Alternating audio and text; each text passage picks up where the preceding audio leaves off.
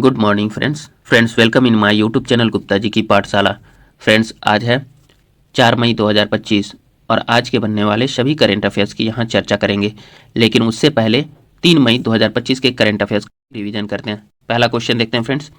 हाल ही में चर्चा में रहा इंडो पैसिफिक क्षेत्र के लिए भारत ने यूएस के साथ कितने मिलियन यूएस डॉलर की डील की है? तो इसका आंसर हो जाएगा 131 million US dollar.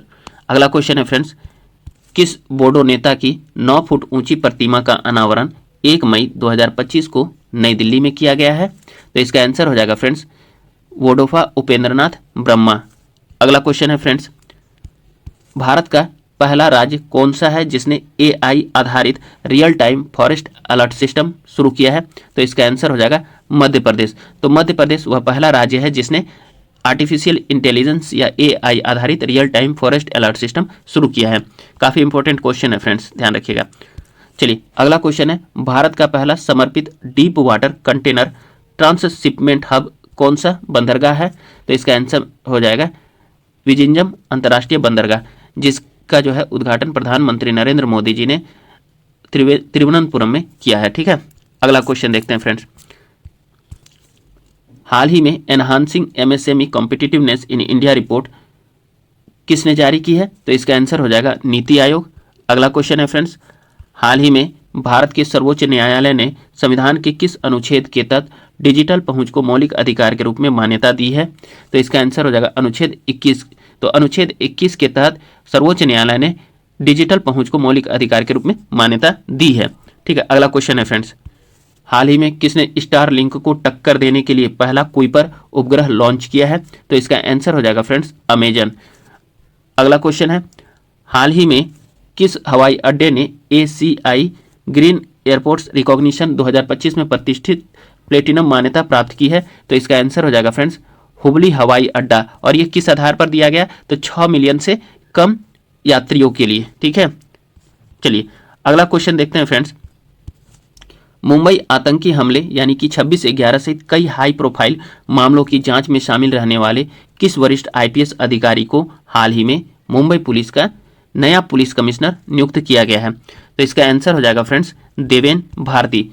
Deven Bharti इसका आंसर हो जाएगा। देवेन भारती जो है बिहार से संबंधित है, तो आगामी बिहार एग्जाम के लिए ये काफ़ी इंपॉर्टेंट हो जाते हैं फ्रेंड्स। चलिए नेक्स्ट क्वेश्चन देखते हैं।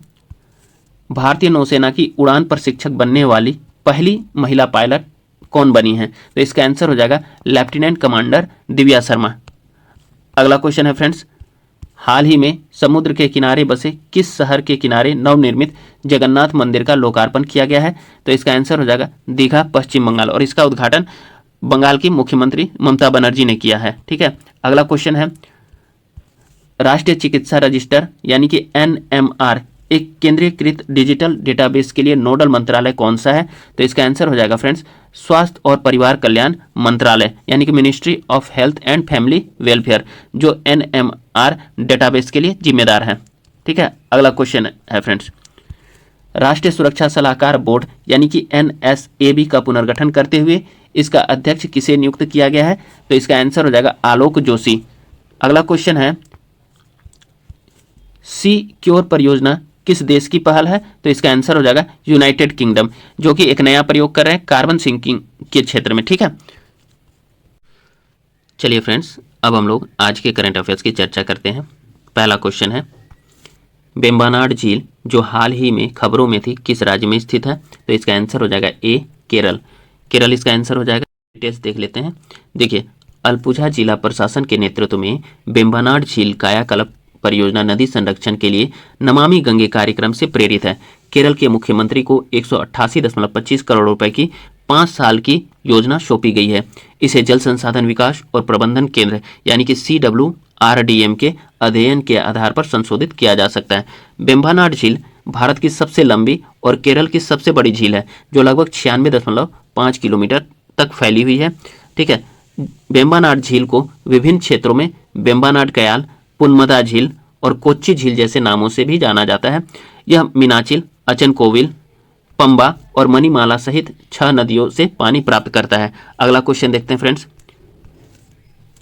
ई गवर्नेंस यानी कि NCEG पर 28वें राष्ट्रीय सम्मेलन का आयोजन किस राज्य में किया जा रहा है? तो इसका आंसर हो जाएगा फ्रेंड्स डी इसका आंसर हो जाएगा आंध्र प्रदेश। आंध्र प्रदेश में 28वां ई गवर्नेंस सम्मेलन आयोजित किया जा रहा है। डिटेल्स देख लेते हैं फ्रेंड्स। देखिए, ई गवर्नेंस पर 28वां राष्ट्रीय सम्मेलन 9 से 10 जून को आंध्र प्रदेश के विशाखापत्तनम में आयोजित होगा। इस सम्मेलन का विषय है विकसित भारत, सिविल सेवा और डिजिटल परिवर्तन। अब देखिए, यह कार्यक्रम प्रशासनिक सुधार और लोक शिकायत विभाग यानी DARPG और इलेक्ट्रॉनिक्स और सूचना प्रौद्योगिकी मंत्रालय द्वारा संयुक्त रूप से आंध्र प्रदेश के सहयोग से आयोजित किया जा रहा है। सम्मेलन में सार्वजनिक सेवा की गुणवत्ता बढ़ाने और न्यूनतम सरकार अधिकतम शासन को बढ़ावा देने की रणनीतियों पर चर्चा की जाएगी।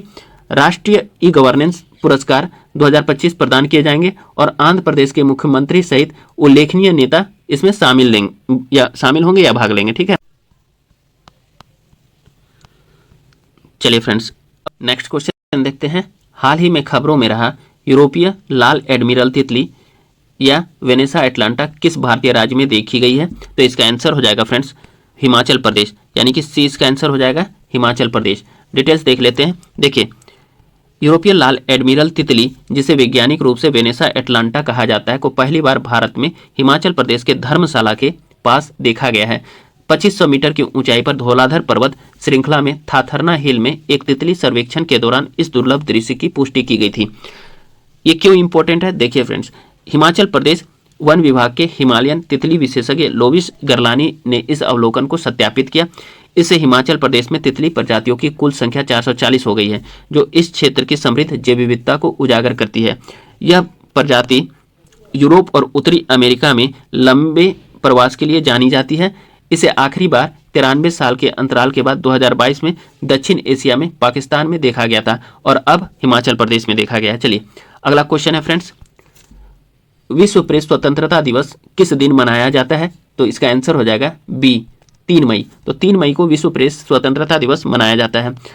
चलिए डिटेल्स देख लेते हैं फ्रेंड्स। देखिए, हर वर्ष 3 मई को दुनिया भर में विश्व प्रेस स्वतंत्रता दिवस यानी वर्ल्ड प्रेस फ्रीडम डे मनाया जाता है।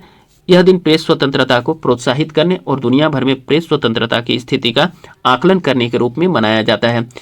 इस वर्ष का थीम या विषय है नई दुनिया में रिपोर्टिंग, प्रेस स्वतंत्रता और मीडिया पर कृत्रिम मेधा का प्रभाव। इंग्लिश में होगा the impact of artificial intelligence on press freedom and the media. चलिए, यह विषय पत्रकारिता, मीडिया और प्रेस स्वतंत्रता को बदलने में कृत्रिम मेधा के तेजी से विकास और उपयोग पर प्रकाश डालता है। 1993 ईस्वी में संयुक्त राष्ट्र महासभा ने इसकी स्थापना की थी। नामीबिया में अपनाए गए 1991 के विंडहोक घोषणा पत्र में स्वतंत्र, निष्पक्ष और बहुवादी प्रेस का आह्वान किया गया था। ठीक है, यूनेस्को अंतर्राष्ट्रीय भागीदारी के साथ मिलकर वार्षिक कार्यक्रम भी आयोजित करता है। चलिए, अगला क्वेश्चन है फ्रेंड्स, 8वें राष्ट्रीय सामुदायिक रेडियो सम्मेलन का आयोजन कहाँ किया गया है? तो इसका आंसर हो जाएगा बी इसका आंसर हो जाएगा मुंबई में।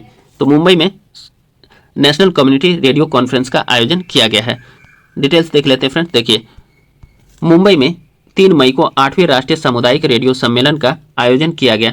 केंद्रीय सूचना एवं प्रसारण मंत्रालय और भारतीय जनसंचार संस्थान यानी IIMC द्वारा यह आयोजन जैस्मिन हॉल 2 जियो वर्ल्ड कन्वेंशन सेंटर मुंबई में आयोजित किया गया है।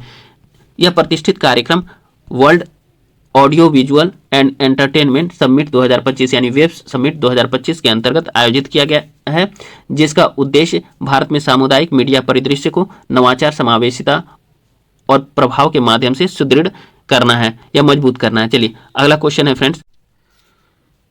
चलिए फ्रेंड्स, नेक्स्ट क्वेश्चन हम लोग देखते हैं। अगला क्वेश्चन है, अमेरिका के राष्ट्रपति डोनाल्ड ट्रंप ने संयुक्त राष्ट्र में अमेरिका के अगले राजदूत के रूप में किसे नामित किया है? तो इसका आंसर हो जाएगा फ्रेंड्स डी इसका आंसर हो जाएगा माइक वाल्टर्स। तो डिटेल्स देख लेते हैं। देखिए, अमेरिकी राष्ट्रपति डोनाल्ड ट्रंप ने माइक वाल्टर्स को संयुक्त राष्ट्र में अमेरिका के राजदूत के रूप में सेवा करने के लिए नामित किया है। ऑप्शन में मार्को रूबियो भी थे, तो इनके बारे में भी जान लेते हैं। देखिए, राष्ट्रपति डोनाल्ड ट्रंप ने विदेश मंत्री मार्को रूबियो को कार्यवाहक राष्ट्रीय सुरक्षा सलाहकार नियुक्त किया है। वे माइक वाल्टर्स की जगह लेंगे। अगला क्वेश्चन है फ्रेंड्स, हाल ही में विष्णु प्रसाद का 49 वर्ष की आयु में निधन हो गया, वे कौन थे? तो इसका आंसर हो जाएगा सी अभिनेता यानी एक्टर। चलिए डिटेल्स देख लेते हैं। देखिए, प्रसिद्ध मलयालम अभिनेता विष्णु प्रसाद, जो अपनी नकारात्मक भूमिकाओं में दमदार अभिनय के लिए जाने जाते थे, का 2 मई 2025 को एर्नाकुलम, केरल में निधन हो गया। वे लीवर की बीमारी का इलाज करवा रहे थे और इस दौरान उन्हें गंभीर आर्थिक संकट का सामना करना पड़ा। उनके निधन ने न केवल उनके सिनेमा में योगदान की ओर ध्यान आकर्षित किया है, बल्कि फिल्म उद्योग में कलाकारों को मिलने वाली स्वास्थ्य सेवा और वित्तीय सहायता की कमी को भी उजागर किया है। अगला क्वेश्चन है फ्रेंड्स, काफी इंपॉर्टेंट है। वित्त वर्ष 2024-25 में भारत के निर्यात का कुल मूल्य क्या था? तो इसका आंसर हो जाएगा सी 824.9 बिलियन डॉलर। डिटेल्स देख लेते हैं फ्रेंड्स। देखिए, वित्त वर्ष 2024-25 के लिए भारत का कुल निर्यात 824.9 बिलियन डॉलर के सर्वकालिक उच्च स्तर पर पहुंच गया है। यह आरबीआई द्वारा जारी नवीनतम आंकड़ों के अनुसार है। ठीक है, इसमें मार्च 2025 के लिए सेवा व्यापार शामिल है। यह पिछले वर्ष के कुल 778.1 बिलियन डॉलर की तुलना में 6.01 की वृद्धि दर्शाता है। ठीक है, 6.01% की वृद्धि भी दर्शाता है। ठीक है, चलिए, सेवा निर्यात में 13.6% की तीव्र वृद्धि हुई है। यह 387.5 बिलियन डॉलर के सर्वकालिक उच्च स्तर पर पहुंच गया है। अकेले मार्च 2025 में सेवा निर्यात में साल दर साल 18.6% की वृद्धि हुई है। इस महीने के लिए यह 35.6 बिलियन डॉलर था। चलिए, वर्ष के दौरान व्यापारिक निर्यात कुल 437.4 बिलियन डॉलर रहा। गैर पेट्रोलियम वस्तुओं का निर्यात 374.08 बिलियन डॉलर तक पहुंच गया है। यह पिछले वर्ष की तुलना में 6% यानी 6% की वृद्धि को दर्शाता है। अंतिम निर्यात संख्या वाणिज्य मंत्रालय द्वारा पहले लगाए गए 820.93 बिलियन डॉलर के अनुमान से भी अधिक है। चलिए, अगला क्वेश्चन देखते हैं फ्रेंड्स, काफी इंपॉर्टेंट है। झारखंड का कौन सा गांव पलामू टाइगर रिजर्व के मुख्य क्षेत्र से पूरी तरह से स्थानांतरित होने वाला पहला गांव बन गया है? तो इसका आंसर हो जाएगा फ्रेंड्स डी इसका आंसर होगा जयगीर इसका आंसर हो जाएगा। चलिए, डिटेल्स देख लेते हैं। झारखंड के वन अधिकारियों के वर्षों के प्रयासों से सफलता प्राप्त हुई है और जयगीर पलामू टाइगर रिजर्व यानी पीटीआर के मुख्य क्षेत्र से बाहर पूरी तरह से स्थानांतरित होने वाला भारत का पहला गांव बन गया है। ठीक है, पलामू टाइगर रिजर्व छोटा नागपुर पठार के पश्चिमी भाग में स्थित है और झारखंड के लातेहार और गढ़वा जिले में फैला हुआ है। यह कुल 1014 वर्ग किलोमीटर क्षेत्र में फैला हुआ है, जिसमें 414 वर्ग किलोमीटर कोर और 600 वर्ग किलोमीटर बफर है। यह भारत सरकार के द्वारा 1973 ईस्वी में शुरू किए गए संरक्षण कार्यक्रम प्रोजेक्ट टाइगर के तहत स्थापित पहले 9 रिजर्वों में से एक था। अगला क्वेश्चन देखते हैं फ्रेंड्स, नमस्ते योजना किन 2 मंत्रालयों द्वारा संयुक्त रूप से शुरू की गई है? तो इसका आंसर हो जाएगा फ्रेंड्स सी इसका आंसर हो जाएगा सामाजिक न्याय और अधिकारिता मंत्रालय और आवास और शहरी मामलों के मंत्रालय यानी कि ministry of social justice and empowerment and ministry of housing and urban affairs. ध्यान रखिएगा फ्रेंड्स, डिटेल्स देख लेते हैं। देखिए, सामाजिक न्याय एवं अधिकारिता मंत्रालय और संयुक्त राष्ट्र विकास कार्यक्रम यूएनडीपी अब national action for mechanised sanitation ecosystem यानी नमस्ते योजना के वेस्ट पिकर्स घटक के तहत मिलकर काम कर रहे हैं। ठीक है, अब देखिए, यूएनडीपी योजना के कार्यान्वयन को मजबूत करने के लिए राज्य परियोजना प्रबंधन इकाइयों यानी पीएमयू को वित्तीय सहायता प्रदान कर रहा है। स्वच्छता कर्मचारियों की सुरक्षा और सम्मान की रक्षा के लिए 2023 में सामाजिक न्याय एवं अधिकारिता मंत्रालय और आवास एवं शहरी मामलों के मंत्रालय द्वारा संयुक्त रूप से जो है नमस्ते योजना शुरू की गई थी। इसका वेस्ट पिकर घटक 2024 में पूरे भारत में 2.5 लाख वेस्ट पिकर्स को डिजिटल रूप से प्रोफाइल और पंजीकृत करने के लक्ष्य के साथ शुरू किया गया था।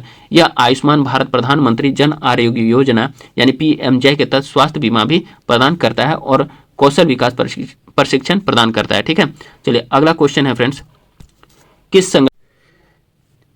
चलिए फ्रेंड्स, अब हम लोग नेक्स्ट क्वेश्चन देखते हैं। 11 नंबर क्वेश्चन है, किस संगठन ने आतंकवाद पीड़ितों के लिए वकालत नेटवर्क वोतान पहल शुरू? तो इसका आंसर हो जाएगा फ्रेंड्स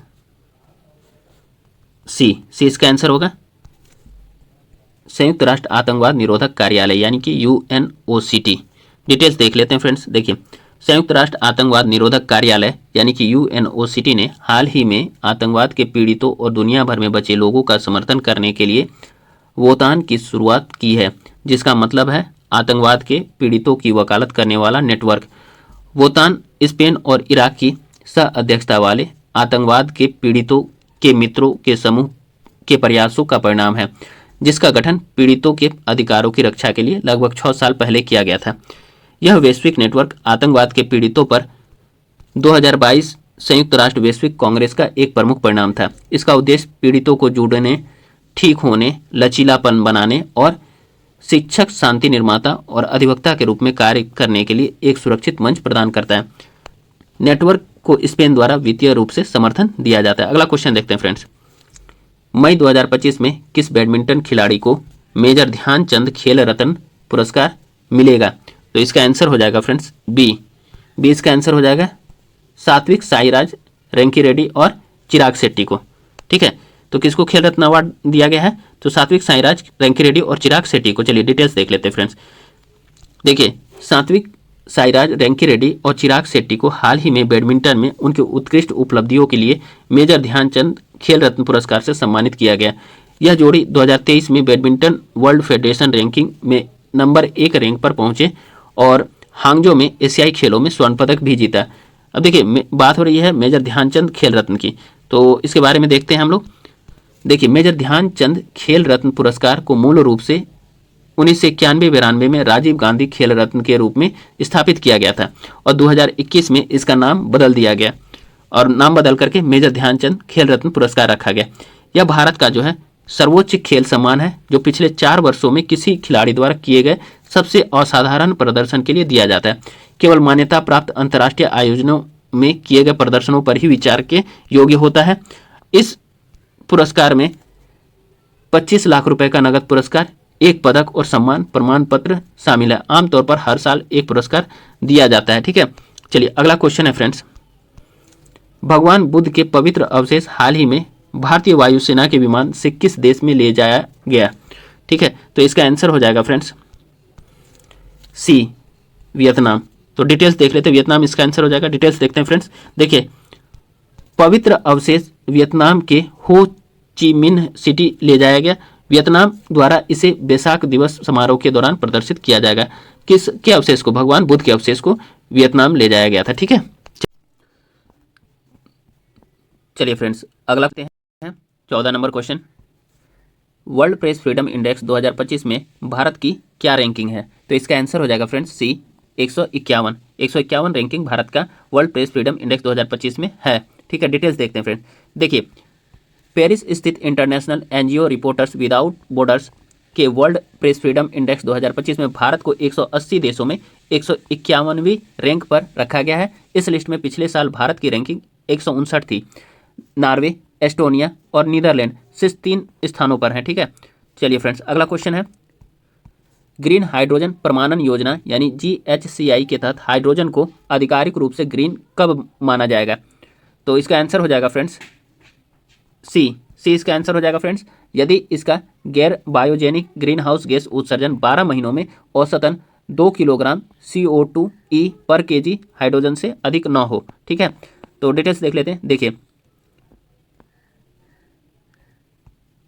ग्रीन हाइड्रोजन प्रमाणन योजना यानी GHCI के तहत हाइड्रोजन को आधिकारिक रूप से ग्रीन तभी माना जाएगा यदि इसका गैर बायोजेनिक ग्रीन हाउस गैस उत्सर्जन 12 महीनों में औसतन 2 किलोग्राम CO2e पर kg हाइड्रोजन से अधिक न हो। ठीक है, ग्रीन हाइड्रोजन प्रमाणन योजना यानी GHCI के तहत हाइड्रोजन को जब ग्रीन माना जाएगा तब इसके उत्पादन में कोई ग्रीन हाउस गैस उत्सर्जन नहीं होगा। इसका मतलब है कि हाइड्रोजन के उत्पादन में उपयोग होने वाली ऊर्जा का स्रोत पूरी तरह से नवीकरणीय ऊर्जा जैसे सौर, पवन, जल और विद्युत जैसा होना चाहिए। ठीक है, चलिए फ्रेंड्स अब आज का करंट अफेयर्स का सेशन यहीं समाप्त होता है। फ्रेंड्स आप लोग गुप्ता जी की पाठशाला यूट्यूब चैनल को सब्सक्राइब कीजिए, वीडियो को लाइक कीजिए, शेयर कीजिए और कमेंट कीजिए। फ्रेंड्स आप लोग लाइक नहीं करते, लाइक कीजिए फ्रेंड्स। ठीक है, धन्यवाद friends, have a great day.